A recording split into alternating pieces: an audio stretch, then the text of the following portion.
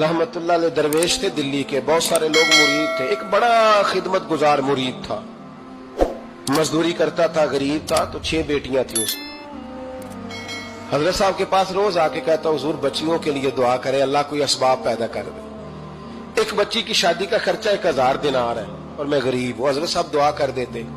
खानका शरीफ के थोड़े ही फासले पर, हजरत जहां बैठ के मुरीदों की तरबियत करते थे, उससे थोड़ा ही फासले पर ना एक ईसाई रहता था, बड़ा मालदार था, बड़ी सारे ऊंट, गायें, भेड़, बकरियां रखी हुई थी और हजरत शरफुद्दीन रहमतुल्लाह अलैह की बड़ी मुखालफत करता था। और ये जो आपका गरीब मुरीद था, ये उसका पड़ोसी था। एक दिन बुला के ना उनको कहने लगा कि तू किधर जाके जो है वो टकरे मार रहा है, वहां से कुछ नहीं मिलने वाला। वो तुझे क्या देंगे जिनकी खानका खुद चंदे पे चलती है, मदरसा चंदे पे चलता है, मस्जिद चंदे पे चलती है, तेरी बेटी का मामला कहां हल होगा? तो उस दरवेश ने कहा कि तू मेरे पीर को नहीं जानता, तू अजय मेरा महबूब नहीं डिठा, तू पता नहीं ना, तू इस रस्ते का मुसाफिर नहीं, तू नहीं जानता। उनका बस चले ना तो वो हर कीमत में मेरी बेटियों की शादी करा दे। अब वो ईसाई था, कहने लगा अच्छा चलो ठीक है, अगर इतनी बात है ना तो जाओ उनसे जाके कह दो कि 6 साल के लिए मेरे साथ मुआहदा कर ले, तो मेरे जानवरों को चारा डाल दिया करे, 6 साल ड्यूटी करे, मैं 6000 दिनार दे देता हूं। वो मेरे साथ 6 साल मेरे जानवरों को चारा डाले रखते हैं ना, अब चारा डालने के लिए एडवांस पैसे दे के। अब तो लोग उन्हें भी गुलाम ही बना लेते हैं, बड़ी थोड़ी तनख्वाह देते हैं, जुल्म करते हैं, पूरा मुआवजा नहीं देते।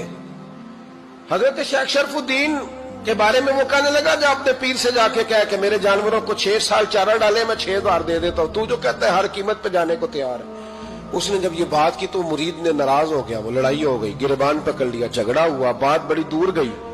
इस तरह की बात करता मेरे हजरत के बारे में, तेरे जैसे कई मैं वहां काम पे रखा दूं। जब वो बड़ी बहस हुई, बात मोहल्ले में, इलाके में फैल गई, दुनिया ने सुन ली, तो शेख शरफुद्दीन तक भी पहुंच गई। इस तरह झगड़ा हुआ है। लोग सो गए इशा की नमाज के बाद। हजरत साहब ने ना सर पे कपड़ा लिया, उस ईसाई के दरवाजे पे दस्तक दी, वो बाहर आया, फरमाने लगे लोग तो सोच समझ के मुलाजम रखते हैं, तूने भी तो सोच ही लिया होगा, तभी तो मुझे ऑफर की है। तू अपनी ऑफर पे कायम है? वाकई मुझे रख लेगा और 6000 दिनार दे देगा?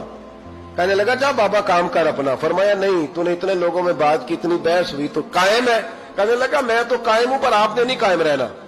फरमाया मैं सोच समझ के आया हूं। उसने कहा आप ड्यूटी करेंगे, भैंसों को चारा डालेंगे? फरमाया एक शर्त, बस जब अजान हो जाए ना तो मुझे रब की नमाज पढ़ने की इजाजत दे देना, बाकी सुबह शाम जो तू कहेगा। अगर उस गरीब की बेटियां ब्याही जाए तो मुझे और क्या चाहिए? उसकी 6 बेटियों का बोझ है उसके सर पे, तू मुझे रख ले। अल्लाह अकबर।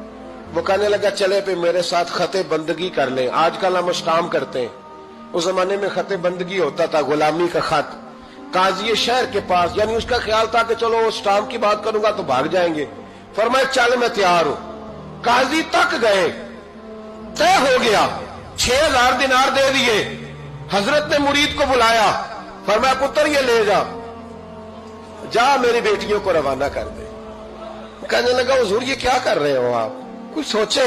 फरमाया यार जब तुझे बेटा बना लिया तो फिर मेरी पोतियां तो लगती हैं ना, मेरा हक तो बनता है ना, जा जाके ड्यूटी कर, उनको ब्याह दे। बात फैल गई। बादशाह भी अकीदतमंद था, वो 12000 दिनार लेके पहुंचा। क्या बताऊं इन रब के बंदों का दिल कैसा होता है, क्या दर्द होता है, क्या रंग। 12000 दिनार लेके बादशाह आया और आके हजरत को पेश किए का हुजूर आप दें इस ईसाई को, डबल दें और जाए काम करें।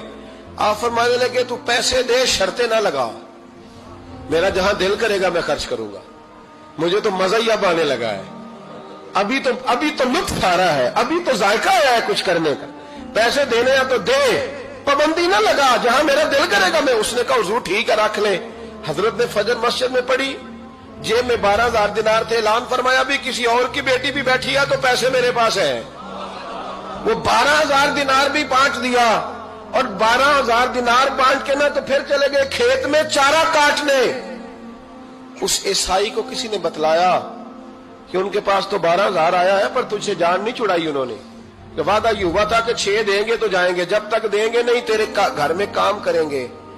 वो ना चारा काट रहे थे, हजरत साहब तो वहां पहुंच गया, दूर जाके खड़ा हो गया, कहने लगा बाबा پہلے تو میں نے مسلمانوں کے اخلاق سنے تھے، اب تو میں نے دیکھ بھی لیے، پر یہ بتا جب 12,000 آیا تھا جان کیوں نہیں چھڑائی؟ تو حضرت چارہ کاٹتے کاٹتے رو پڑے، فرمانے لگے تو نہیں نہ جانتا یہ بیٹیاں سانجی ہوتی ہیں، پتہ نہیں نا؟ میرے رسول پاک نے تو حاتم تائی کی بیٹی کے سر پہ کپڑا رکھ کے کہا تھا بیٹیاں برابر ہوتی ہیں، تو یہ نہیں پتا جب اس کی 6 بیٹیوں کی شادی ہوئی ہے میرے اندر روحانیت کتنی بڑی ہے۔